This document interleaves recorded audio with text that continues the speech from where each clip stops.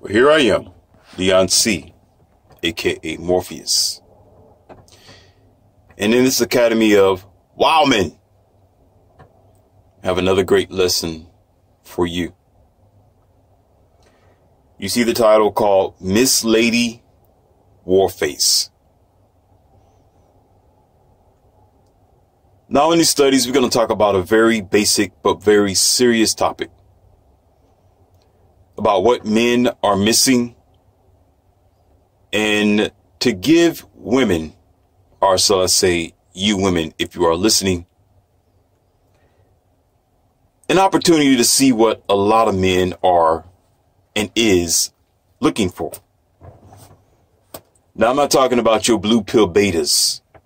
Your blue pill betas are men who are, shall I say, boys who really don't know themselves yet. They have low standards.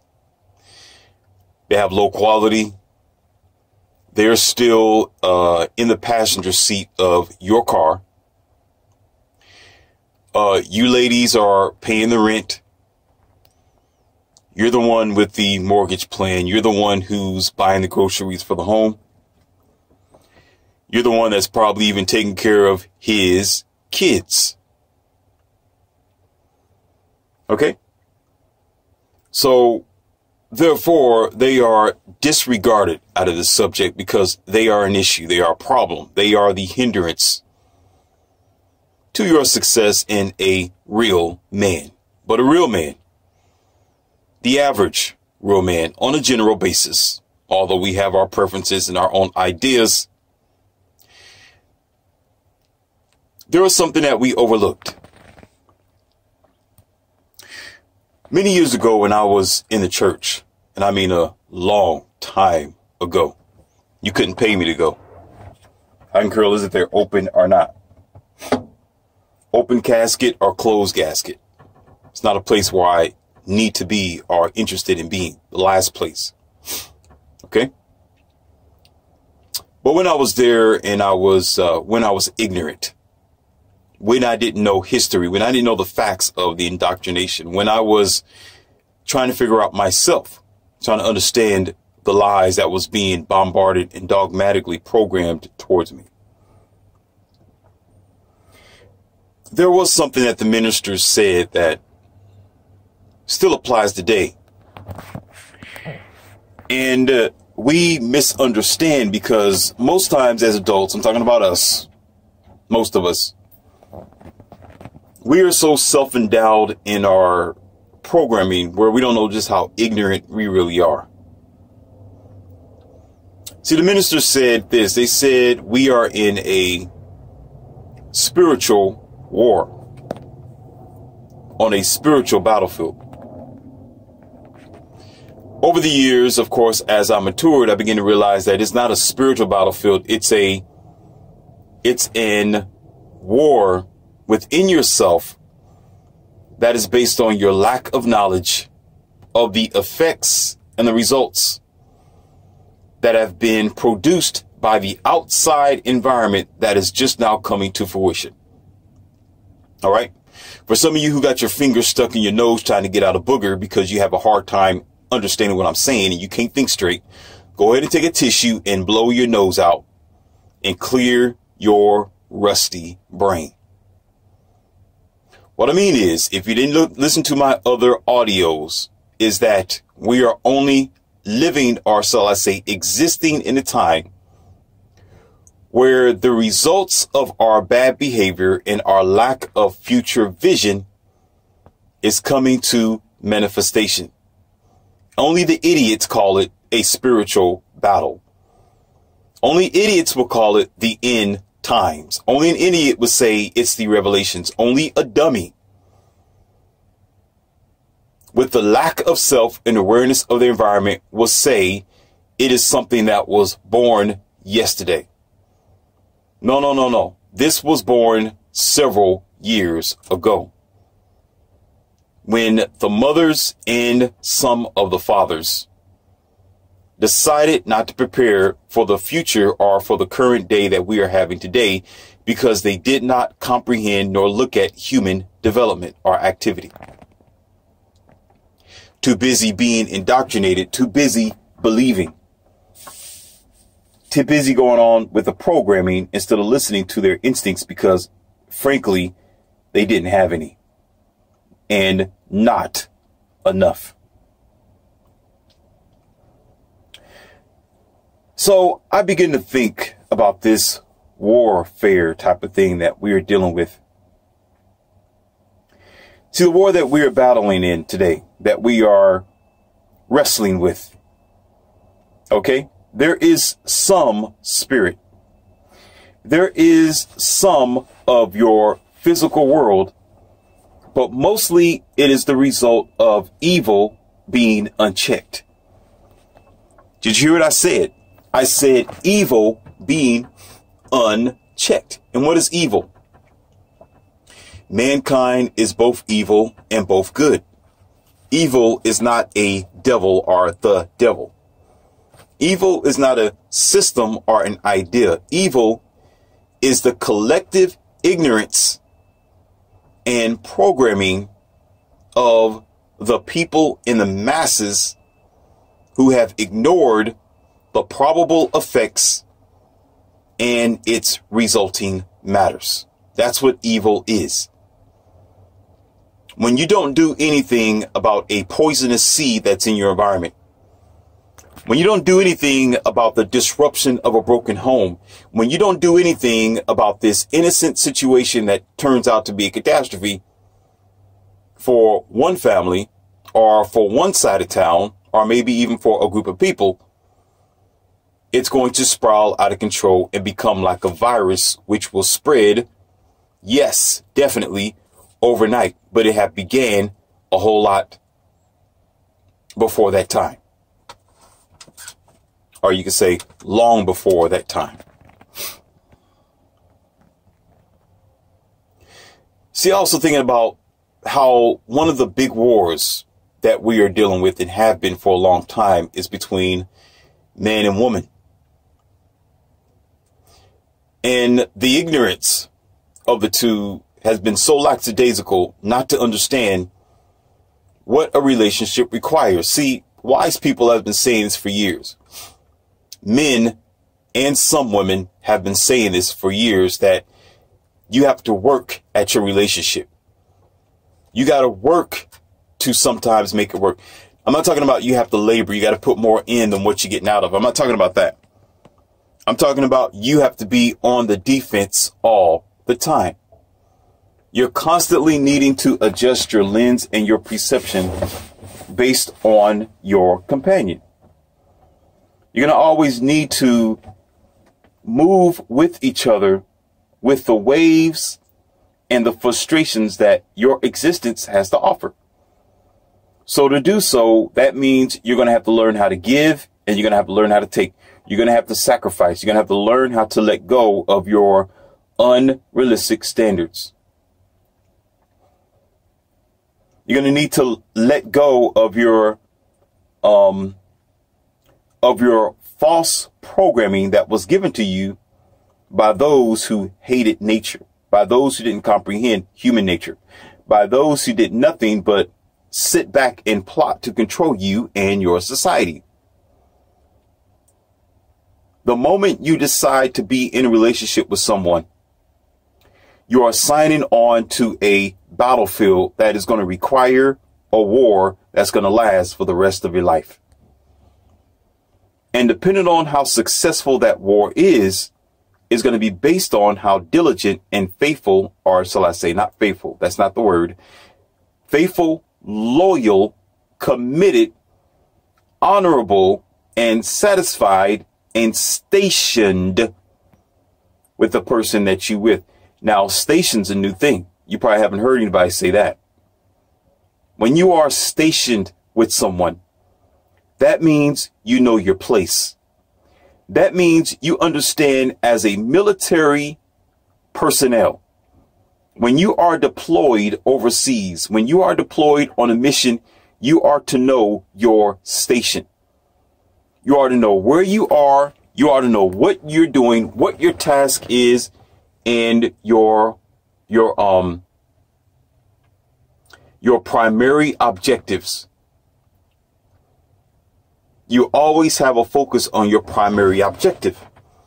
And should you fail your primary objective, there may be a secondary objective, but you failed the first. Therefore, you are frowned upon and considered to be a possible liability. In relationships, when you are stationed with someone is the moment you get serious with them, as I said. And going to it with an open mind and being the best version of yourself is going to help the success. Just like the military. Just like when you're going to prepare yourself for a real war, you're going to have your body together. Your mind is going to have to be together. You're going to have to go through some training to succeed.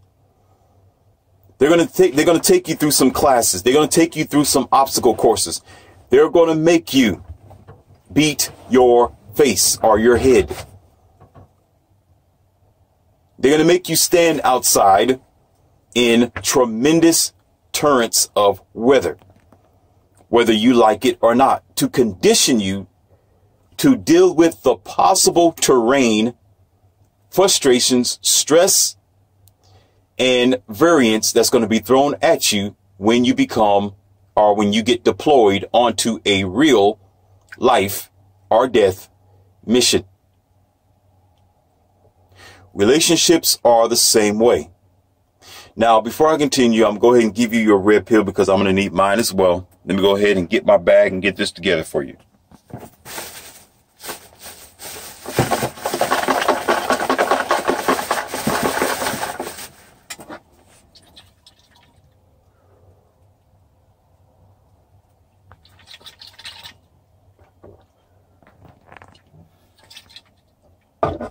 Just to let you know, I take tea with mine. And yes, I am actually drinking tea. And I take my vitamins as well. Okay? So when I say that, I am actually drinking.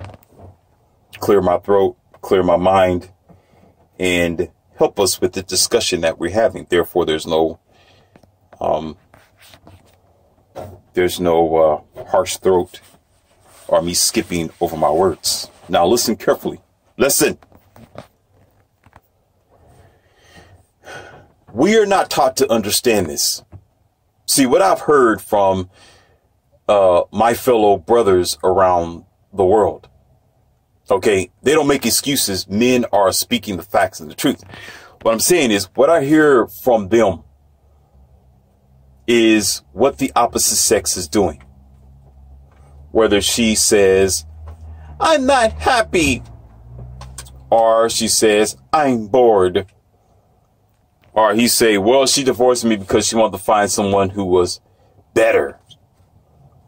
Or she was cheating. Or he was cheating. Whatever the situation is, the basic ground of it all is, why did you station yourself with that person? Why did you hook up? Why did you sign on to something that you wasn't prepared for? We call those dummies, or those types of men, not the ones who are aware, but the ones who are unaware. We call them simps. But there is an even bigger simp out of all of this. There is I'll call this person a Medusa. Okay? Who will get into a relationship as well, not only from a false sense of reality, but not understanding the difference between virtual reality and the real thing. See, women, when it comes to relationships, is just like when you're playing a video game. Let's say you play a race car game. Okay? And we can reverse the roles. I'm going to do it in a minute. All right? Let's get with the woman right now, but I'm going to reverse it in a minute and show you where our perception is. See, what a woman would do is play that video game, which is social media, the lying other social medias. And let me tell you this. When I say that social media is the downfall of American women, or most of them around the world, okay, I'm not talking about generally watching social media are watching content providers, are watching TV, are checking the news. I'm talking about having things like Instagram, living your life on Facebook. I'm talking about you owning, most times the woman owning a social media where she is selling herself, where she wants to get likes because she's doing low yoga stretches that she know only men are signing up to watch. And then she calls herself a virtuous woman. That she puts herself on display. That's what I mean by social media, where she uses that as a negative platform. All right. Not only that, but she spawns groups of women follow her while she is spewing unnecessary, lying, coach-like dogma in the society against men, against logic, against what we as a country or as human beings stand for. For example, like a slut walk mentality, or like the slut walk that we all know about, or whopping all the time. Right? And another form of whopping, and instead of being a good example on what you should do to be a good woman, the best or the most thing to ever come up with is how you can put on even more face paint to fool the world, to make them think you're beautiful and you're not. Instead of saying, this is my bare face, this is who I am, take me as I am or not. They rather get on there and try to show how many eyelashes they can put on, how many layers of paint they can paint on their face, and how many smears and blemishes they can cover up, and how to deceive the world to make them think that you are 21 years old, but really you're 41 years old. So this is the best that they can do. However, getting off that rant, that's what I mean by social media and other things that us men can discuss, but it's going to take all day to talk about it. We don't need to get on that subject right now. However, so she plays this game, and the social media and the womanists' ideas that you don't hear too much about now because they're quiet, but they'll ramp up eventually. Just stay on the line. Men, hold the line. Keep your eyes sharp and always be prepared. Watch your 6, watch your 20, your 9, and your 3. You understand? Watch yourself. You got me? The sleeping snake is still a snake. A sleeping giant is still a giant. Or a sleeping crocodile in our cases here in America. A giant at least looks better, realistically.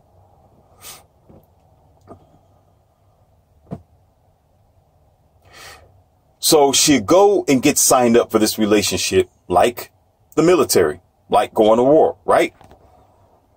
Thinking that, almost like playing a video game, once again, the card game, that you are going, let's go like this, that you're going to sign up to be a race car driver. Okay, let's put it like that.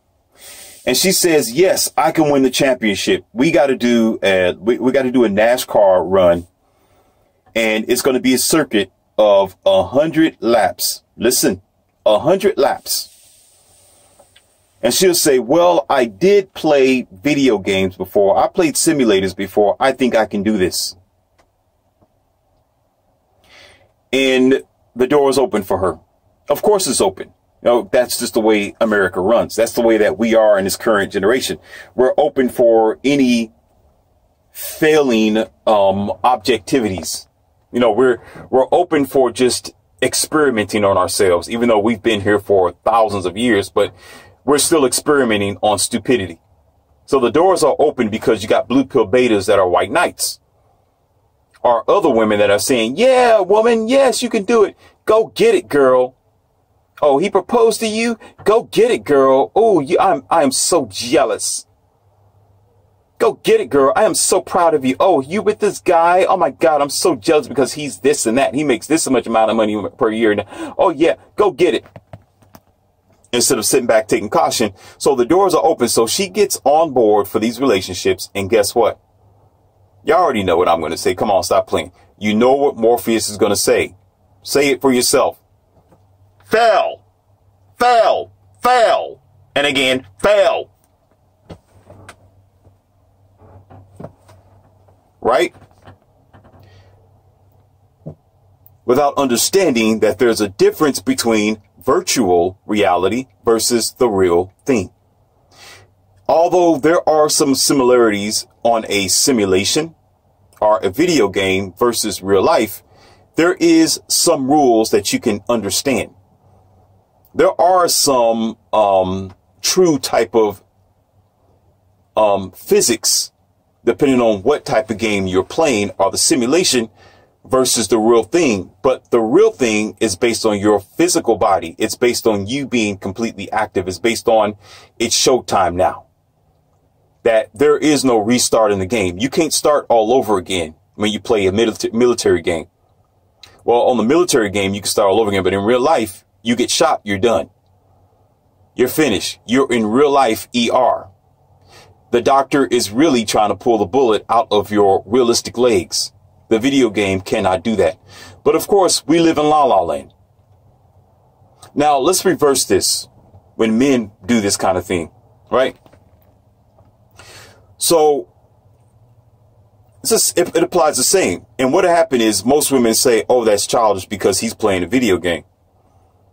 But there's something about men that are different than women, because men have a sense of logic to understand the difference between virtual reality and the real thing. Men understand that playing a football game and using your favorite linebackers, your favorite runners, right? Your favorite stretch, your favorite game or scoreboard.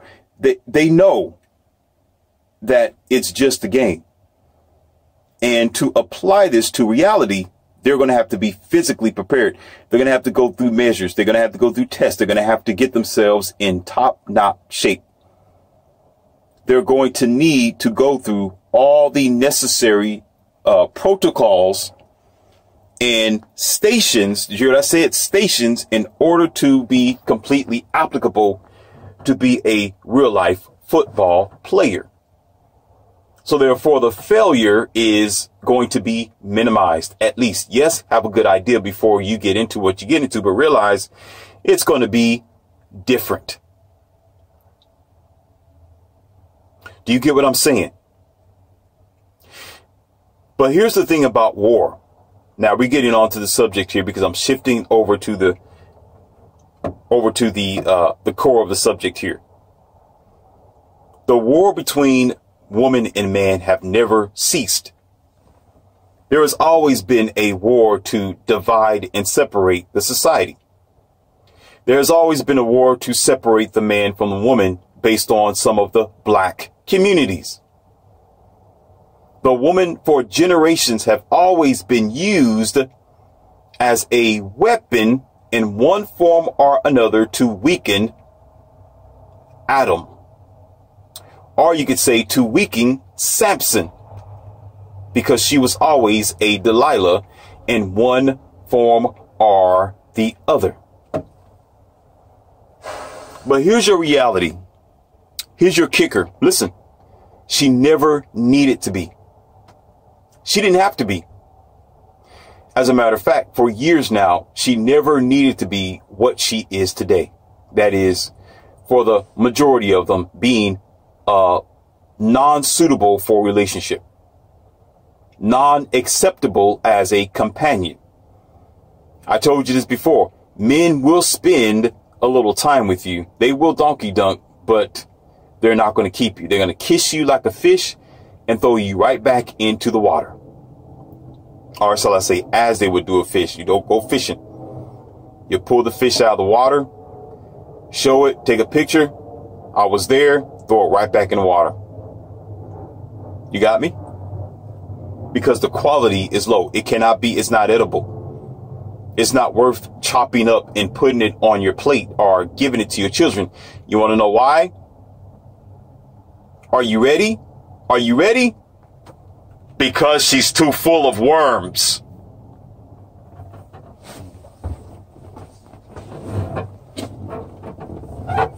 But however, the Miss Lady War face is this woman that a real man is looking for. See, the Lady Warface is this woman who knows what she's signing up for. She knows what time of day it is. She knows that her clock isn't the same as the male. She realizes that she can't always have it her way, like Burger King, have it your way. She realized this is not, life isn't like a buffet line. It can be, depending on how you set yourself up, but on a general basis, it's not really a buffet line. You got to be careful how you pick and you choose, because you don't have that much time to sit there and keep sampling everything from the buffet line, because eventually you're going to get full. And if you sit there all day just to digest, to go back up there to eat something else, you'll soon realize that you are no longer interested in eating, even if you could, because your body is already fulfilled. Therefore, it's always best to choose what you know you're going to digest, you're going to keep or eat for that fair amount of time where you can leave the buffet satisfied. You got me? But what most women would do is, instead of being Lady Warface, I'm going to get to her in a moment. I'm going to break it down. Just bear with me. Bear with me. Instead of her becoming Miss Lady Warface, what she'll do is she'll go up there to the buffet line and want to sample every damn thing. She'll get a couple of bites off of some garlic bread, go back up there, get some steak. Take a couple of bites of that. Oh, this ain't textured enough. Let me go get some broccoli. I can't even say it. The broccoli is not textured right without the right seasoning. She'll go back up there with something else. And listen, she'll keep sampling for a good 20 minutes to 30 minutes, sampling, never eating the full plate of whatever that food might be, right? It could be fried fish. It might be, what do you call that? Fried biscuits for some places. They might have some pizza up there, egg rolls, some type of noodles or something like that, chili, whatever they may have. She'll keep sampling it, but not take the whole full plate to where she's full now. She don't want to eat anything else, but yet she's not truly fulfilled. And everything that she sampled, you know what she'll say? Oh, it wasn't good enough. I wanted another. It wasn't good enough. That didn't taste right. It wasn't good enough. I'm referring the food to men. If you don't get it now, I'm referring the buffet line to the society that we have, where women think that, oh, it is free for all, right? Anybody who gives me likes, anybody who wants to sign up for my DMs, anybody who wants to pay for my services. All the while she's sitting there saying, I want to be fulfilled. When she say that, that means she's looking for a high value male. Do you get what I'm saying? You hear me out? I'm looking for this perfect plate of food that I am going to enjoy, that I put together by combination of the favorite food that I have sampled. I want it all on this one plate. So basically, I want 9 or 10 other guys that I mess with for the past year. Yeah, I said year. Some of them mess with more than that. I'm being very modest here. You know, 9 is like, that's like in a week for some women. 9 men in a week. Yeah, they do it. Stop playing. They do it. Don't lie to Morpheus. You can't. And what she'll do is pick out the best qualities of each of them and say, I want all of these types of features in this one plate. This one guy. I want them tall. I want them with a fancy car. I want them with several degrees. I want to make a certain amount of money per year. He has to have this amount of kids. He have to live on this side of town. He have to act, have to talk like this, have to look like Regis, have to be built like The Rock, whatever. Let's go. She'll do that, right? But yet, if the mirror switched around, what the hell does she look like? I'm going to let y'all figure that out for yourself. You go ahead and leave the imagination to yourself, because I got to be nice on this audio, because that's going to distort the subject and our mission here together. Okay, you figure it out. All right, she wants all these qualities, but she's unrealistic by that time, because guess what? The buffet is time. What I just tell you at the beginning, the buffet is time. That means she's getting older. So from the ages of, let's just say 16 all the way to 21. Okay. She's a dodo bird playing around, doing all kind of unnecessary stuff to her body. Piercings, experimentations, stuff in the bathroom. Y'all got me? And to her, life is available to her. That means she has no limit. It's a buffet line. She's first introduced to the buffet line around that time, around 16 to 21.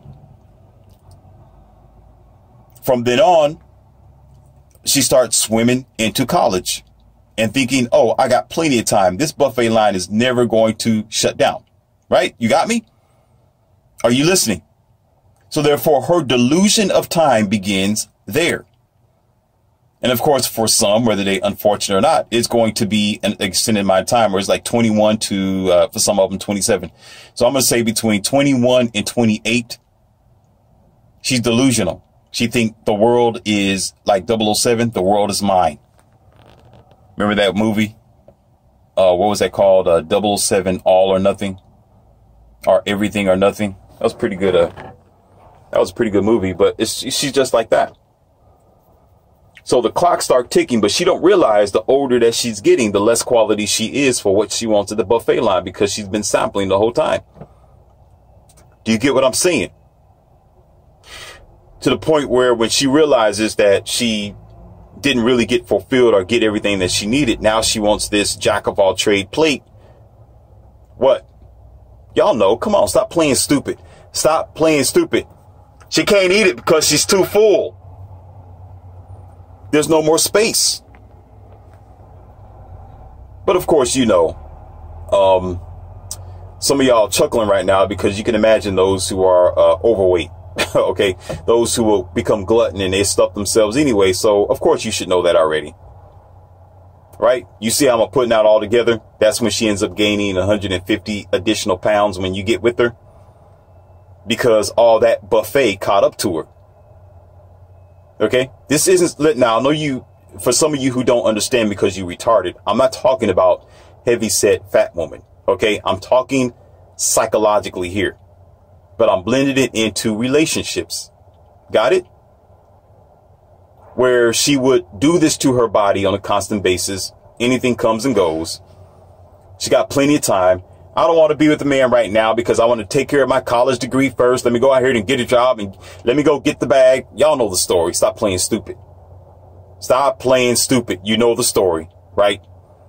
Then all of a sudden, once age start creeping in, then she's like, oh man, listen, I forgot I was in the buffet line to be satisfied. I came to the buffet to get a nice plate of good food that was going to fulfill me. And should I want the same of the same thing, I can. That's why it's called a buffet line. Okay? Not to get buff on everything, because you cannot eat everything, and you don't want to go in there to eat everything because you end up you end up pulled out on a stretcher or with a stomach sickness or whatever that you might get leaving the place. Some of y'all end up with a stomach ache or bad indigestion. I'm going to stop because we know we're adults here. I don't have to continue with this one.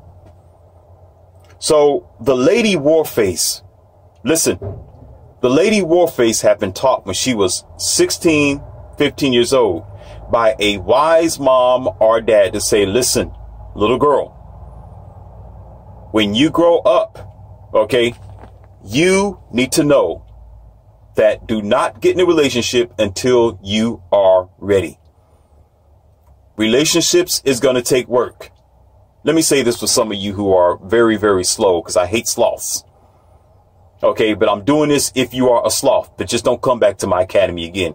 I'm going to do this one time. If I ever have to do this again, I'm going to put you on blast. You understand? Do not sign up until you are prepared. Do not sign up until you are prepared. Do not sign up until you are prepared. Do not sign up until you know what you're getting into, little girl. Do not sign up until you understand that it's going to take work. It's going to take work. It's going to take work.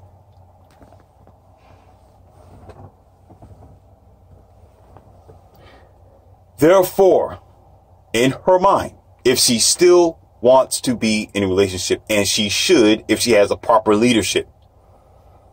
If she's been raised by a father and not a boy, then she will realize that. Then therefore she's going to understand. She would immediately know that it's not going to be cotton candy all the time, and she's not going to get her way all the time. She's going to have to put on her face paint. She's going to have to get ready. There was a movie. Actually, there's two things before I go further, and I was getting ready to let it slip. These are two things that I want to bring to your attention, and it's disturbing, but you're an academy of wow men. If I don't give you a wow before you stop listening to this academy lesson, then I failed. So I'm going to give you a wow. I'm going to give you a male and a female complex. That's right. From both perspectives. Now, bear with me here. Some of you are familiar with the movie Predator with Arnold Schwarzenegger, right? And in the Predator movie, Arnold Schwarzenegger came in contact with Predator. This is Predator 1. I think it was Predator 1. And if some of you people who've been born yesterday, look it up. It's this is Predator 1 with Arnold Schwarzenegger. I think it was a 1987, 1990 movie, something like that, somewhere around there, maybe 85, 84, something like that. But when he first met the Predator, he got his ass kicked. The Predator jumped out of the tree, and after slaughtering his whole team members, his group, when Arnold Schwarzenegger, he met the Predator stood at least almost, I won't say 6 feet tall. He was taller than 6 feet tall, almost like 7 feet tall, if I'm not wrong. Where Arnold Schwarzenegger looked up to this jungle alien beast and got his ass beat. In the movie, I mean, he was being thrown against trees. The Terminator is funny. The Predator, right, didn't even immediately eliminate Arnold Schwarzenegger. He played with him like a doll. Listen to me. He treated him like he was a little boy and was kicking his ass around the entire forest to the point where Arnold Schwarzenegger was on his face and had to crawl his ass away from the Predator. He got beat up to the point where in order for him to escape the Predator, Arnold had to duck in some mud and cover himself up with some mud and realized that was the only thing that saved his ass. He looked down and he realized that his skin was covered in mud. And he continued to put on more mud and disappeared and hidden. But guess what he did next? Okay. What he did was, hold on, let me go ahead and get these speakers adjusted for you. He, after his escape, all right, he knew that he had to survive. He began to realize that this creature, okay, is different. That this is a different type of mission. It's a different type of war. And if he was going to survive, he had to be serious about his station. Did you hear what I just said? Station. He had to be serious about his station. So what he did, guess what? He prepared himself. Some kind of way he found some white colored plants or something like that for the ink or something. Pretty much he painted his face. He painted his face a little bit with black and a little bit of white or something. He donned his war face. He got the trees together, right? He thought about it. He pre-planned for what he knew. Listen, what he was in, what he knew that he was getting ready to deal with. He said, you know what? It's time to go to war. When I watched this as a kid, my face was planted to the television. I was planted there. I loved what I was seeing. I'm an alpha. I can't help it. This is just the stuff I like. That's how I live. And just, you know, you can put action movies in front of me all day long and I will be as quiet as a mouse. Okay. I loved it, enjoyed it. So he knew what he was getting himself into. So he prepared himself to survive. So, of course, you know, as the story goes, he was able to defeat the predator, but he didn't get beat up this time. He actually faced them. He faced his opposition, but he prepared himself. Now, let me give you another story. A real life story, actually. Some of you know about this. There was a older woman. She was an older, elderly woman that lived in a apartment complex.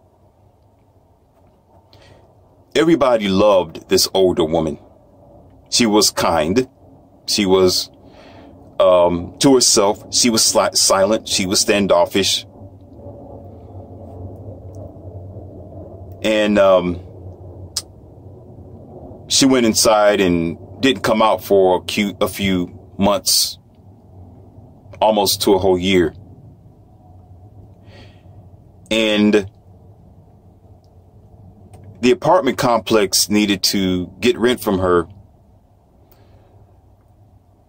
or there was something that needed to be done, but they needed to go and get into the apartment to check up on her, something like that.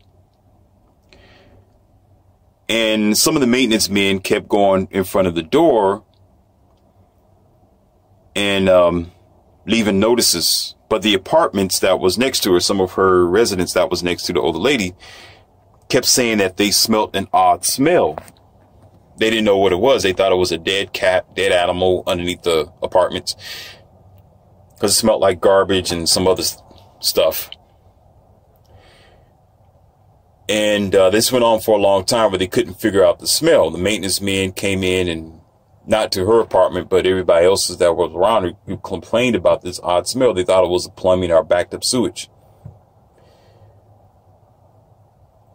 And they knocked on the lady's house, the older ladies, and realized that that's where the smell was coming from.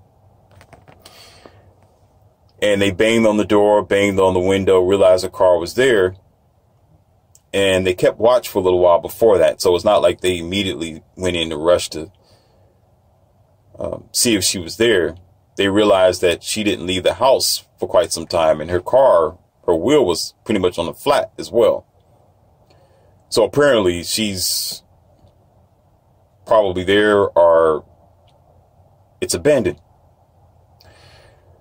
But they started to become even more curious, where they wanted to get in there, and they yelled, "Hey, we're coming in. We got the apartment keys," and they had to they were covering their face because the smell was terrible. Okay. And from an extensive amount of time, they unlocked it and went in there and yelled again, "Hey, we're here, maintenance, maintenance." And the office staff was there as well. At least one or two of them, not all of them, not to shake the older woman up, just in case she was in there and just didn't want to take her trash out, and it was piling up all over the house. Those things happen as well. That's possible as well. She was an older lady. Now, speaking about her for a moment before we go forward with this, she was an older lady. She was elderly. She was pretty much on a cane. She couldn't take care of herself. She couldn't even get her own groceries, and she couldn't even take her own trash out. All right, you say, where's her kids? Well, we're going to get to that in just for a moment. Just bear with me. So they go inside, and they see her laying down on the bed. And they notice the wet spot around her, and, well, let's just say she passed away. She was gone from the land of the living. And she pretty much died alone. Now, although you're going to die alone anyway, when your time comes, but it's a thing called suffering alone, or at the end parts of your life. And when people say you don't want to die alone, they don't mean actually when you close your eyes. What they mean is when you grow older, when you got this companion with you, it's better. You got somebody to swing with you on the rocking chair. You have someone who's going to be by your side. You can't lift the grocery bags, maybe they can, or you can lift it together. Or the beautiful older couple that you may see going to the grocery store, look like grandpa, grandma, they holding each other's hands, or they just next to each other because they're all they have. You listen, they are all they have. When you're that old, that is all that you have. Okay? So it becomes a beautiful thing because you're just satisfied with that, which is the result of your whole life's intentions. You got me? It don't have to be the best. It may not be the worst, but at least somebody's there to be accountable for you. You got me? Now, I'm going to give you another Shangri-La at the end before I forget. Let me go ahead and write this down, because some of y'all need to know about. Let's go further, because this is deep. Bear with me. No matter how old you are, you need to hear this. So they contacted her children. Come to find out, her children were all spread out. She didn't have a good relationship with the daughters that was in the family. They were all backbiting each other. One of the daughters was a lesbian. The other one had 3 kids by 3 different babies' daddies, but weren't married to any of them. So it was hell. It was a chaos. I know this because that detail was given to me by request. I requested to know about that. And I was appalled about the situation, and the conversation was mind-blowing.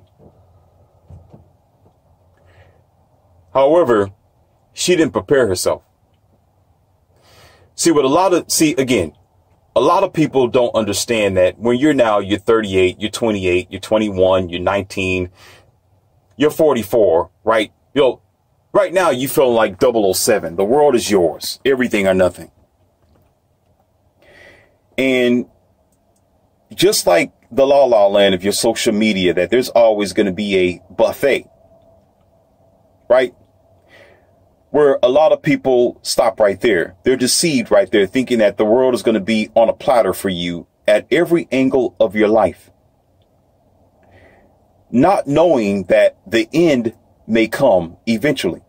If you live long enough and you live to be 60, 70, 80, 90 years old, and you live a life where you are stepping on everyone, you don't know how to bring family together. You are disconnected. You are backbiting with each other. You don't know how to speak truth to logic, or logic to power, or power to word, and word to power.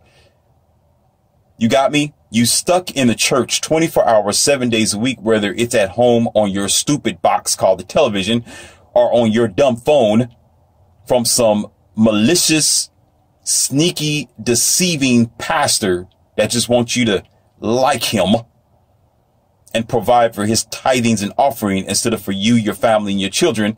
And you're dumb enough to believe in them. Yeah, I said believe. For you. In them.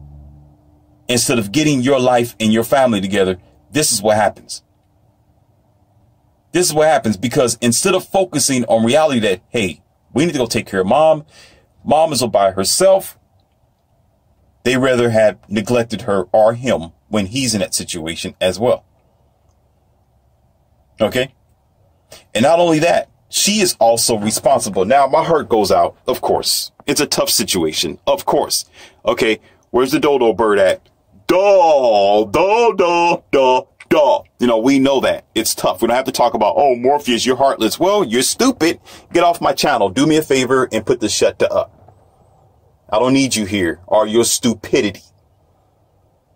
What makes you think I don't feel for this situation? It's a terrible situation, but I am your empowerment red seed Morpheus provider, and I am to grab the wire off the back of your neck and pull it, whether you like it or not. And it doesn't feel great, but deal with it. She signed up for this. She met her predator, which is understanding that she is at war with her future, with herself, or with the companions that she had several years ago. You got what I'm saying? And she didn't don her face paint and get ready for war. She didn't put on her army fatigues and say, okay, this is where I am. Let me gear up. I need to gear up and get myself ready. Oh, hell no. I'm battling in this. Okay. Give me a second. See, let me show you something about men. All right. Let's talk about men for a second. I'm flipping the script. Check this out. What a man's logic would do is same as what Arnold Schwarzenegger did. If you give a man a moment to think about what he's getting ready to face, like in this situation, if he continued to fight the predator, trust me, he would be eliminated. Just like the rest of the predator's prey, when he grabbed the skull and the spinal cord and pulled it up and pulled it out into the sky and roared and said, I got another trophy. One of those skulls and spinal cords would have been Arnold Schwarzenegger's. You got me? He would have been down and out. But the moment the door was open, when he was able to escape the predator, to think about his situation, just like what a real masculine man would do. Okay, he took a step back and say, okay, I know what I'm dealing with now. Listen, I am not going to lose. Listen, if I do not survive, I am dead. I am dead. Let me take a breather for this. Okay, I know what I'm going to do now. I know exactly what I'm going to do. I know how tall this monster is. I know that it have eliminated my whole team. It killed my whole damn team. But you know what? It's not getting ready to get me. And he survived because of it. See, in our life, in our relationships, it's the same thing. We do breakup, we do makeup, we get married, we get divorced. We do code approaching. Are y'all hearing what the hell I'm saying? We got our heart broken when we was 2 years old. I'm being funny. With 12, when our kindergarten, we call that our old crushes. Ever since I know that because I remember all that. I can remember when I first met when I first liked girls was when I was a little bitty kid and we played house. I'll never forget. I was with this beautiful girl to me at the time. Of course, they call it puppy love. And we was playing house and we had those blocks that look like blocks. They painted. It was made out of cardboard and you can actually compile them together. And you have the fake sink in there. You got little dolls and everything. It was me and her. It was just me and her for that time. And I felt good. I was just a little kid, but I'm like, okay, this is nice here. It's mine. And as a male, no matter how old you are, okay, you still going to have a sense of self, a sense of ownership, a sense of leadership, a sense of manhood. You just can't put it into words. You don't know what you're doing. You don't even know what's going on. You just know that's what you see your mom and dad do. You got what I'm saying? So you're like, okay, this is this little girl over here. I'm a little boy. She's girl. I'm boy. We're doing what we're supposed to do. And I remember one of the other guys, but he was a boy, of course. One of the little other boys came around the corner. And he wanted to play house with us. I was like, oh, hell no. I was looking at him. He wasn't even a friend. He was just some strange other little boy because I was in kindergarten. So I didn't know anything about friendship and this sort of thing. I just always knew I liked girls. Girls have always been my thing. But, other guys, like, I don't know if he's a friend, a brother. Like, I don't know who the hell he is. But something didn't settle well with me. I felt slighted. Something stepped on my heart. And when she was playing house, she was like, I'm cooking dinner for us. You know how little girls do it. She's like, I'm cooking dinner for us. Wait, the dinner is almost ready. And I'm standing there feeling good like a little boy. I'm standing there like, yes, I won something here. So when the other boy came in there, she turned around and gave him a smile. And she said, oh, I'm going to cook something for you too. Come on and sit down. My heart was broken. Trust me, even at that age, children aren't stupid. They just don't know how to put it into words. I couldn't put it in words, but I felt slighted. So that's what I mean by all the way back then. I can remember that. But as we are adults, we deal with that on an everyday basis. Whether you're 45, 50, 60, 70, where you feel like, or you think that this is your castle. And what I mean by feel, I'm talking about real feelings, not feel like in girl terms. I'm not speaking like a woman here. I'm saying you do feel like your senses, your love, your honor, your concern, your fears, your sadness. Okay. Oftentimes you need to know that you got to step back and reevaluate the situation and go with it, either with your war paint or leave the battlefield as a damn loser. Do you understand what I'm saying? Understand that there is going to be some interferences in your relationship from the point that you are 23 and you say, oh, let's get married, which is the most dumbest thing for you to do, but you do it anyway, unprepared. You go out there into the battlefield thinking that you're going to survive. You get slaughtered.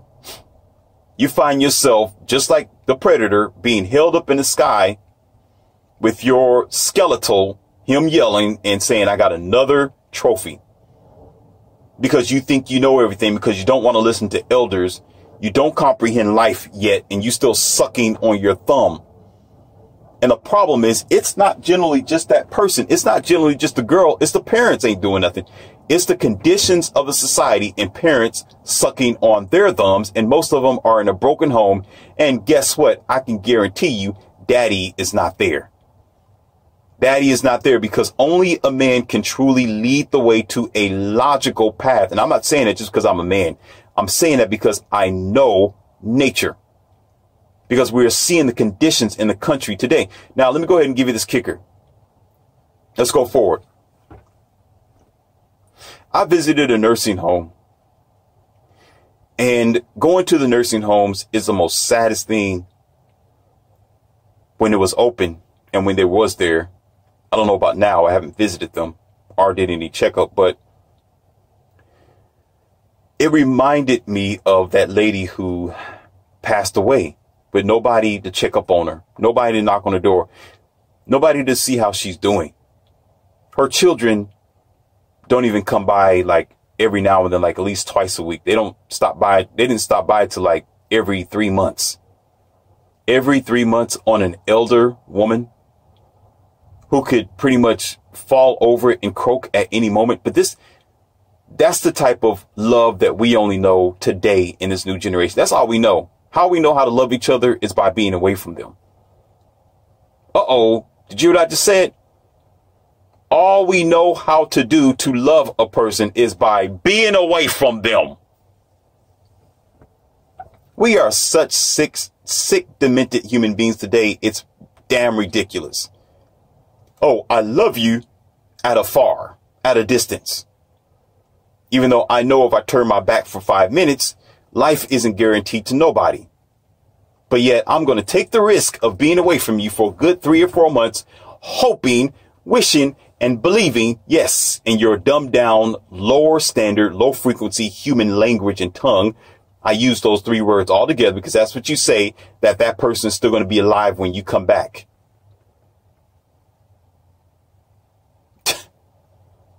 Such a disgrace to the human race.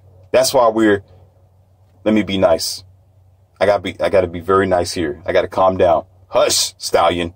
Stop kicking the barn. Quit. Whew. Lord have mercy. In the nursing homes, nobody visits them. The last lady that I spoke to at the nursing home, she was an elder lady. She had, she was pretty smart. She was smart. She had her own room.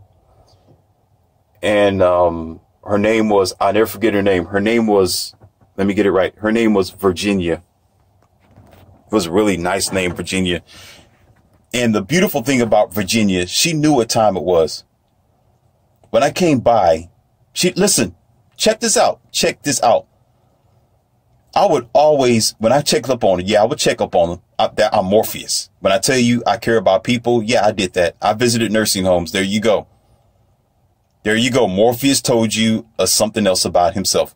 I visited nursing homes because I do care about people. There you go. Not only kids and older people as well. There you go.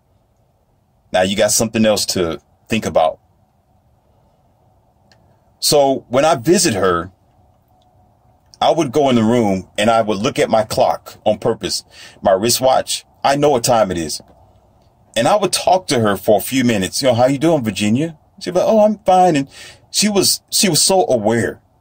And I think this lady was, I think she had to be in her 70s. She was in her 70s, and she would walk around for a few minutes, but of course she would get tired. And she would talk about whatever she want to talk about. I didn't even come up with something. Okay, what are you talking about, Virginia? Today? What's going on today, Virginia? Oh, I'm doing fine. Have you seen your children lately? Oh, I don't see them, little rascals. They never come to see me. Right? So I'd wait for a good 20 minutes on purpose.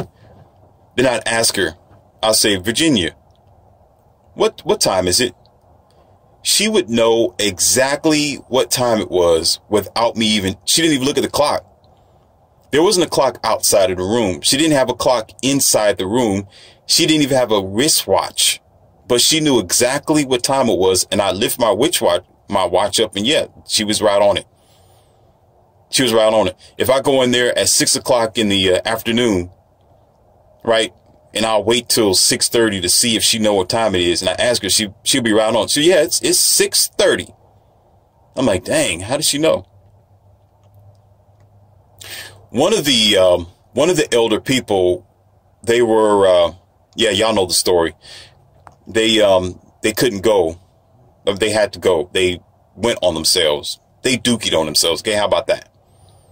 And I was in there. The nurses was struggling. They was really struggling. They had like all kind of other elders and them to take care of. And she was looking at me like, please help me. Please help me.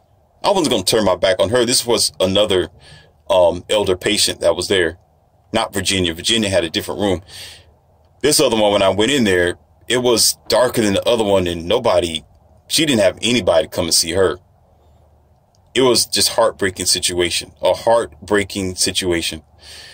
And so she said, I need help. I need to be cleaned up. I need help. Don't leave me, young man. And she looked like she reminded me of my grandmother. So I held her hand and massaged the back of her hand and said, I'm not going to leave you. I'll be right here. The nurse will be here in just a few minutes, because the nurse was busy. A nurse can just be in there immediately because she was swamped. She was only one nurse during that evening. And the rest of them, they just didn't want to show up. There was no call-ins. It was a mess. So I said, I'll be here. And while I was holding her hand, I was talking to her about her life. And I asked her about who comes to see her, and does she have any grandchildren that she comes to see? And she said, no. She said, no, but you remind me of my son. You remind me of my son. You care about me, don't you? I said, yeah, I'm here. I'm here. Made her smile a little bit, right? I felt attached to her for a while. I would always go in there to see how she's doing, go check up on Virginia. Another day that broke my heart was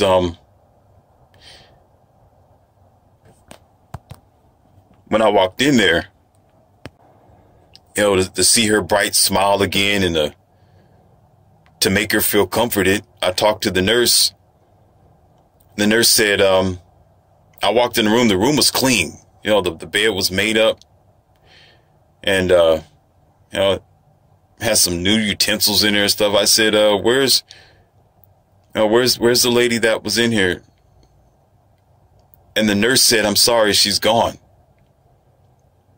I said, what do you mean she's gone? She said, she's Morpheus, she's gone. Morpheus, she's gone.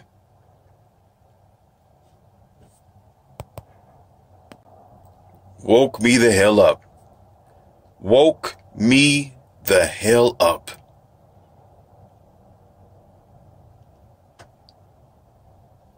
This alpha man had to walk away and go in the bathroom and wash my face. I had to go wash my face.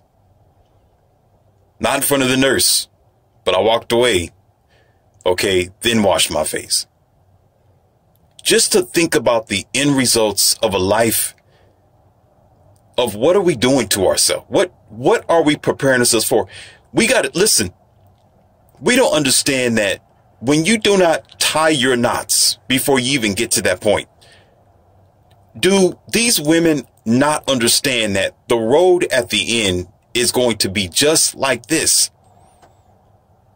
I mean, I just so happen to, I told you about this in one of my audios where things happen to me so I can give it to you. Like, I never knew why stuff was happening. I was like, why me? And here I am just trying to be myself, visiting people, going around places, learning and studying. And I'm finding the worst. I was trying to find something that was, different than that. But life is harsh, man. Reality don't feel well. And when you're the man in the middle, like myself, you see some things that makes you, it would take you out of the matrix. And I've been disconnected from the matrix for a long time. Well, all this BS we talking about is stupid because we don't have long vision. These women, y'all don't understand. Not just women. Some of you men don't understand. If you don't get your ass in check today and make sure that your station is raw, you put on your face paint and say, I am going to war with the person that I am with. We are together because we need to win now and in the end. You're going to find yourself almost like in Sahara Desert with nobody around, and you're walking and you're suffering until you literally pass away. I don't stand by angels. Okay. I don't. But for her, I was her angel. I was the one that made her do you understand that this woman came alive? When I came to see her, the nurse told me one time, she said, all she ever do, Morpheus, is talk about you. What did you do to her? I didn't do anything to her, but just sit there and talk to her. That's all some older people need. Sometimes that's all people want is for someone to be there. That's it. And to listen to them. And that was probably the best time of her life and the last best time of her life. You see what I'm saying? But if I wasn't there, do you think that would have sped up her departure? Or would she still be here? Or would she have lived a little longer? I doubt it. I think it would have sped up her departure. I think it would have been worse for her. But why not procure that way before that day comes where you have your companion with you? See, I understand why they're trying to protect women and their health. And I think why a lot of mandates are being passed for the extended, health services for women and women's shelters and women's services of psychology and hospitals, stuff like that. Because they are really getting themselves in a very bad situation where men aren't going to be there. Us men, there may not be another Morpheus to stand by your side. Yeah, there's going to be nurses. There's going to be kind, older people. There may be a doctor and they're doing their job and they do it well.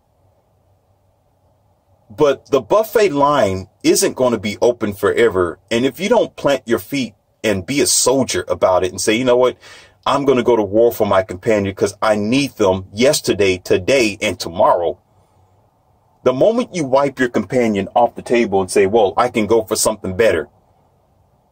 Do you understand that you will not? Do you get that?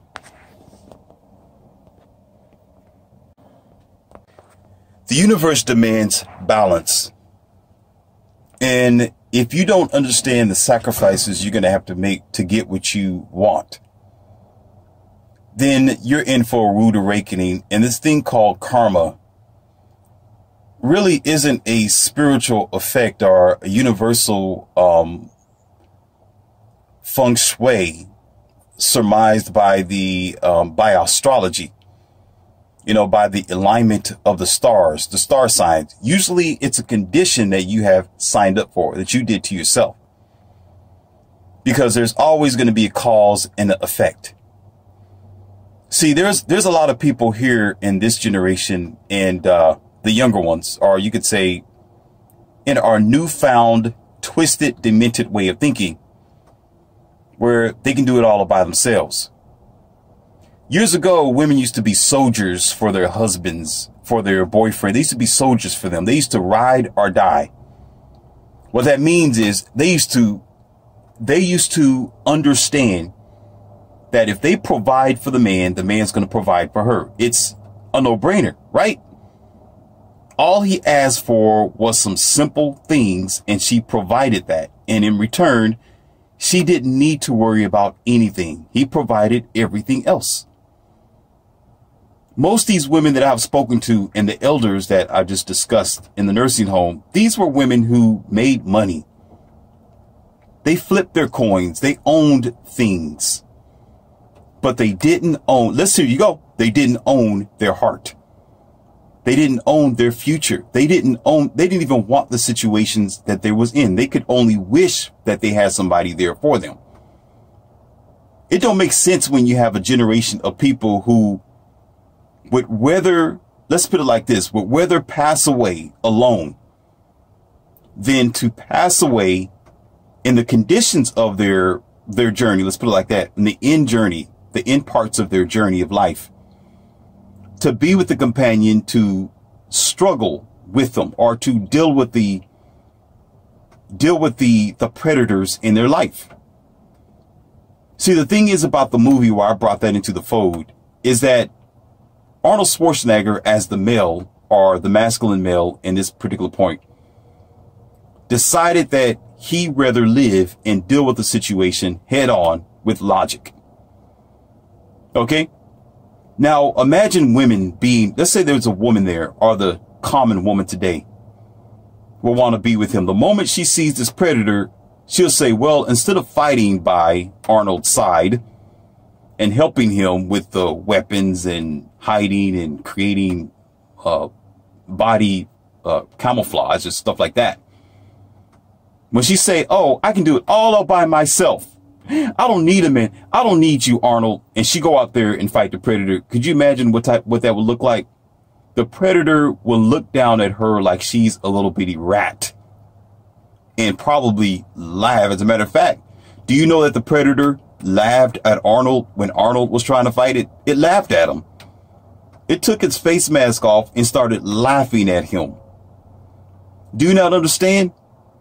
In the face of adversity, the average human is a peon. It's going to require teamwork to beat this beast. You're going to have to team up to deal with the war that life gives you. But you know what women are doing? Like, oh, I can do it all by myself. And if she don't fight, what's she going to do? She say, you know what? The hell with this. She'll probably try to make a raft or something, or what do you call that? Or jump her funny looking frail ass into the river and try to swim away from this monster. And probably end up drowning because of it. Instead of standing there and fighting what life has to offer according to your relationships. See, we at a time where we're so lazy, we think things are going to work for us. You got to work in your relationship. What I just say, you got to understand that you are at war when you are with your boyfriend or with your husband. You are at war. You got to say, I'm going to beat this beast. It's going to be me and you against the world. Some of the most simple things that men say I do for. The simple things why men go to Jacob the Jewelers for, or the Diamond Outlet, or Shanko and Company, is for this girl to say, I am with you, my dearest soldier. Let's do it together.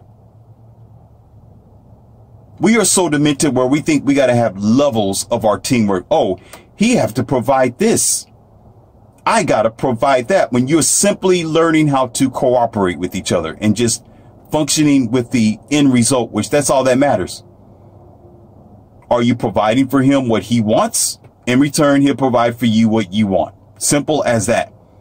Not, oh, I'm putting too much in and he's not putting that much in. So I'm not, what? Oh, he's supposed to do this. He's supposed to take me here. Oh, you know, on Valentine's Day, you're supposed to buy me chocolates. On Christmas, you're supposed to take me to my family's house and over here. You're supposed to drive me around everywhere. You're supposed to wonder about what I'm doing 25 hours a week. You're supposed to come. Nah.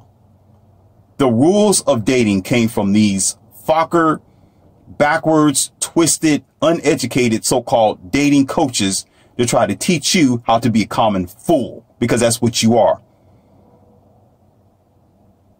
Life do not come with rules and regulations like that. There's no guidebook when you are pushed out of your mother's womb. You ain't going to come with a hidden manual somewhere. You come into a program. And when you line up to the program, you find yourself with a big stupid on your forehead. Because I can guarantee you, grandma and grandpa did not have your guidance that you have today for your relationships. That's why you are failing. They simply went with the flow of nature that we don't comprehend. She knew instinctively what this man needed, and he knew instinctively what this woman needed. Not some dating coach. Try to coach you how to be in a relationship as it, come on. How dumb are we? Okay, go ahead and say it. Very.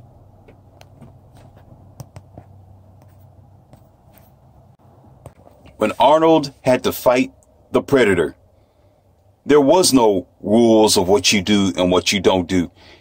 All he had to do was simply survive and understand how to camouflage himself and set up traps. That's all he could do, called logic. In your relationship, it requires logic. When you are dealing with your everyday struggles to survive, not to die alone, you're going to require logic. You don't want to see what I have saw. You do not want to experience the loss of elders and people due to their lifelong journey of ignorance. There's one thing when you don't have there's one thing when you got an excuse. See, the thing for men, yeah, it's a man and woman thing. Of course, we all have our variations. I'm not going to get into it. Oh, men do it too. Well, go suck it up. No. The reality of it is women have more opportunity than men when it comes to that. What is the odds of how many, I won't say hundreds, but I would say how many men have been in those elder women's lives, like the lady who passed away, who was in the apartment when everybody was smelling her body, right? How many men who she had bypassed before she got to that point? You know, how many people have come into her life that she said, no, I don't need a man. I can do it all up by myself. Or she carried an attitude her whole life. Or she kept gaining weight and didn't do anything about it. And every man said, no, I'm just going to, I'll spend time with you for an hour on the couch. But afterwards, I got to go home. Or, I'll come by and spend some time with you while we're watching Netflix. We'll roll around for about 30 minutes on the floor, mattress, put the mattress on the floor. Maybe some wine bottles or whatever that you do. And let's get at it. But I'm going home afterwards. How many times did that happen and she didn't think, well, let me secure this because I might need this man in the future. Or I might need other men in the future. But unfortunately, because her idea, and here's the trick. A lot of women think just because a man roll in the sheets with them, that's love.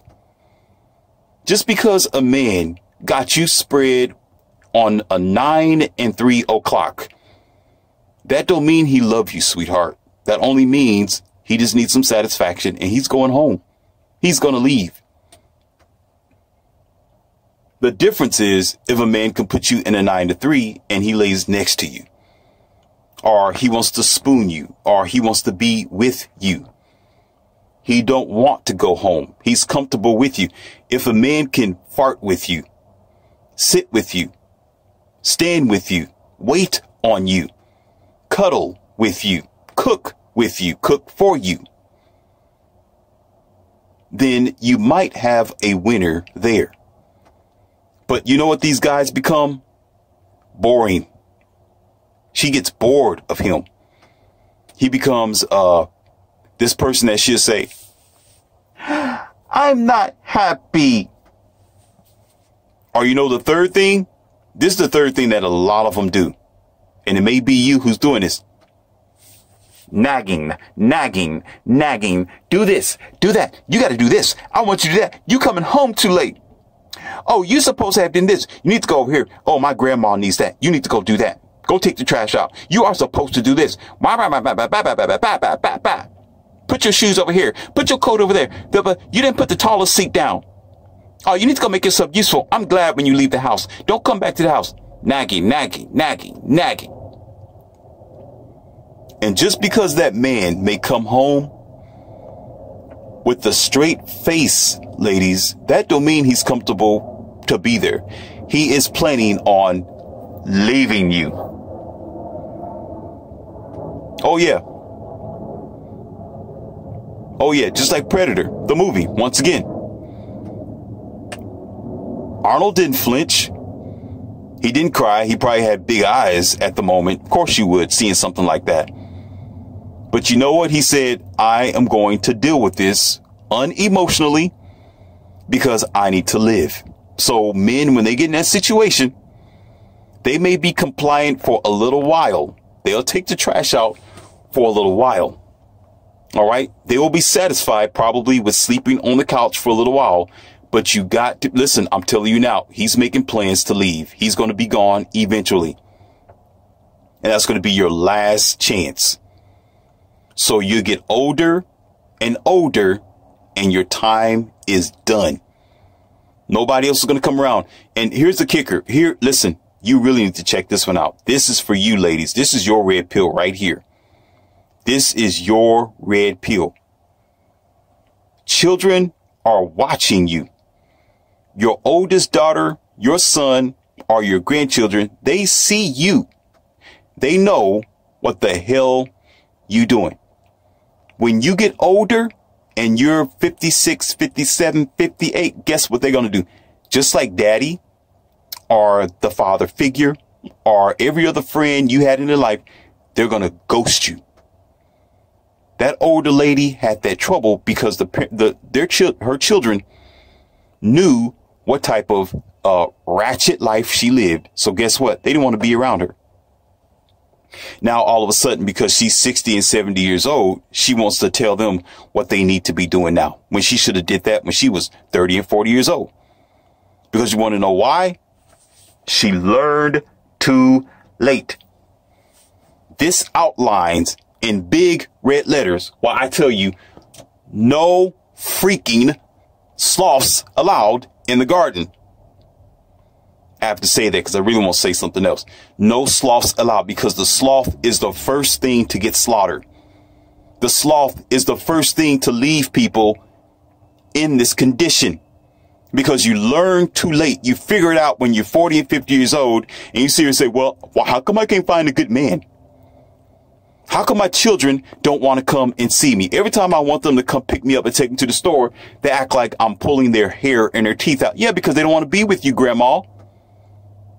They don't want to be with you. They realize just how terrible you are, or that you was. And they realize that now you're trying to pretend like an angel when you stepped on all kind of men in the past while they was watching you. The kids aren't stupid. They will hear the conversation between you and your daughter or your son, and they will be quiet about it. They turn into teenagers and they still see you with their father or their mother, which is your son or daughter. And guess what? Sometimes they'll share the story with the kids every now and then, accidentally. You know, the mother will be in the front seat and your granddaughter will be in the back seat, or grandson. And the mom will be upset and frustrated. And that child's going to say, Mom, what's wrong? What happened with you and Grandma? Guess what the mom's going to say? Oh, she's today again. She's acting like a, she ain't going to say that, but she's saying she's acting like a tyrant today. She's on her trip again. Your grandmother is really out of her mind again. So it's going to be a while before we go back over there, because she's really acting up. She got a bad attitude today. So, you know, she's tripping. You know, she's acting ratchet. she needs a pacifier or something like that. And your grandchild is going to be taking notes. Going to be like, okay. And while they're saying, okay, they're getting older and older to the point where they're like 32 years old. They got a car, they got their own apartment and stuff like that. And you being grandma, you're going to be asking for them to help them. No, I'm good. What do you want to do today? No, I'd rather stay at home. I got other things to do. I got practice. I'm going somewhere. I'm going over here. I'd rather spend time with my new made family. I'm not going to go over there and check on grandma. And the more that happens, the 5 people that's around her dwindles down to maybe 1 or 2 who's obligated to go over there for some strange reason.